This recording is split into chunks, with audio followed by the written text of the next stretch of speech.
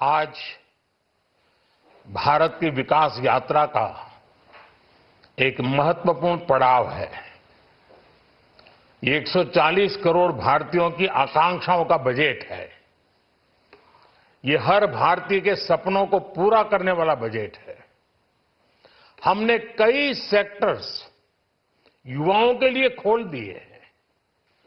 सामान्य नागरिक विकसित भारत के मिशन को ड्राइव करने वाला है। ये बजट एक फोर्स मल्टीप्लायर है। ये बजट सेविंग्स को बढ़ाएगा, इन्वेस्टमेंट को बढ़ाएगा,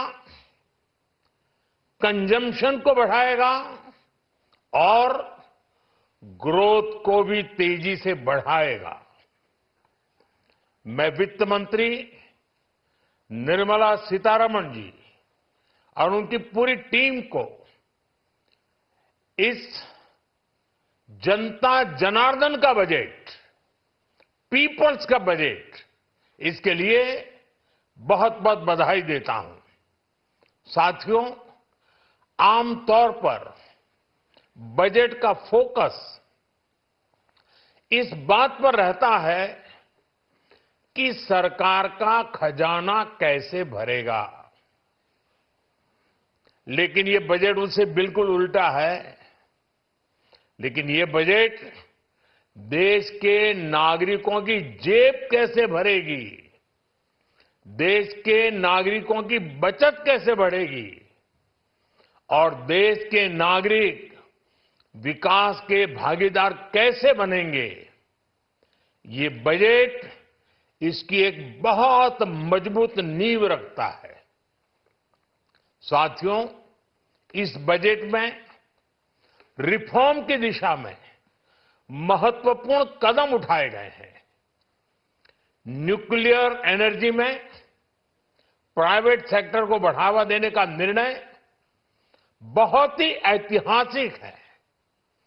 ये आने वाले समय में सिविल न्यूक्लियर एनर्जी का बड़ा योगदान देश के विकास में सुनिश्चित करेगा।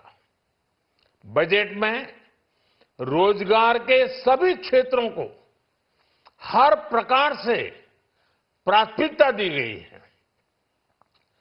लेकिन मैं दो चीजों पर ध्यान आकर्षित करना चाहूंगा।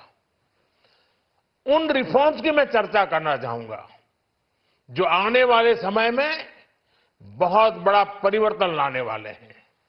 एक, इंफ्रास्ट्रक्चर स्टेटस देने के कारण भारत में बड़े शिप्स के निर्माण को बढ़ावा मिलेगा।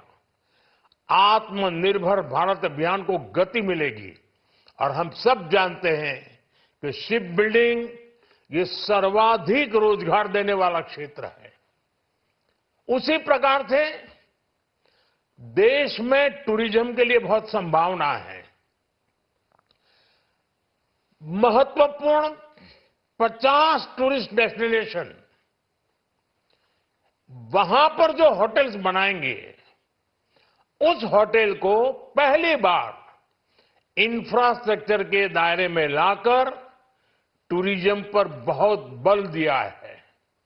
इससे हॉस्पिटैलिटी सेक्टर को, जो रोजगार का बहुत बड़ा क्षेत्र है, और टूरिज्म जो रोजगार का सबसे बड़ा क्षेत्र है, एक प्रकार से चारों तरफ रोजगार के अवसर पैदा करने वाला एक क्षेत्र को ऊर्जा देने वाला काम करेगा।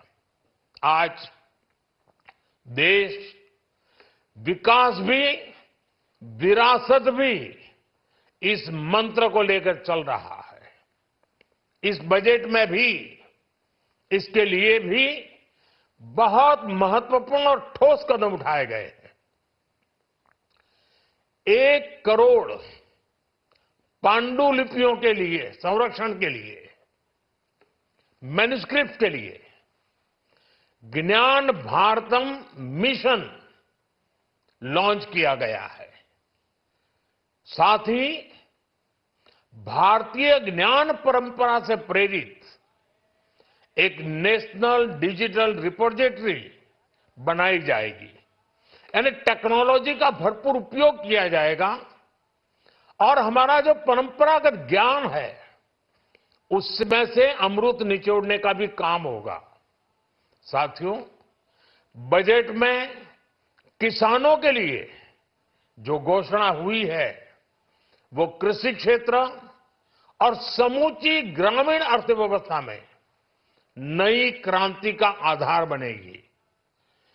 पीएम धन धान्य कृषि योजना के तहत 100 जिलों में सिंचाई और इंफ्रास्ट्रक्चर का डेवलपमेंट होगा। किसान क्रेडिट कार्ड की लिमिट 5 लाख तक होने से उन्हें ज्यादा मदद मिलेगी। साथियों, अब इस बजट में 12 लाख रुपए तक की आय को टैक्स से मुक्त कर दिया गया है। सभी आय वर्ग के लोगों के लिए टैक्स में भी कमी की गई है। इसका बहुत बड़ा फायदा हमारे मिडिल क्लास को, नौकरी पेशे करने वाले जिनकी आय बंधी हुई है ऐसे लोगों को, मिडिल क्लास को इससे बहुत बड़ा लाभ होने वाला है। उसी प्रकार से जो नए नए प्रोफेशन में आए हैं, जिनको नए नए जॉब मिले हैं, इनकम टैक्स की ये मुक्ति उनके लिए एक बहुत बड़ा अवसर बन जाएगी। साथियों, इस बजट में मैन्युफैक्चरिंग पर 360 डिग्री फोकस है ताकि एंटरप्रेन्योर्स को, एमएसएमईज को, छोटे उद्यमियों को मजबूती मिले और नई जॉब पैदा हो। नेशनल मैन्युफैक्चरिंग मिशन से लेकर clean tech, leather, footwear, toy industry जैसे अनेक सेक्टर्स को विशेष समर्थन दिया गया है। लक्ष्य साफ है कि भारतीय प्रोडक्ट्स ग्लोबल मार्केट में अपनी चमक बिखेर सके। साथियों, राज्यों में इन्वेस्टमेंट का एक वाइब्रेंट कॉम्पिटिटिव माहौल बने, इस पर बजट में विशेष जोर दिया गया है। एमएसएमईज और स्टार्टअप के लिए क्रेडिट गारंटी को दोगुना करने की घोषणा भी हुई है। देश के एससी, एसटी और महिला जो नए उद्यमी बनना चाहते हैं उनको 2 करोड़ रुपए तक के लोन की योजना भी लाई गई है और वो भी बिना गारंटी।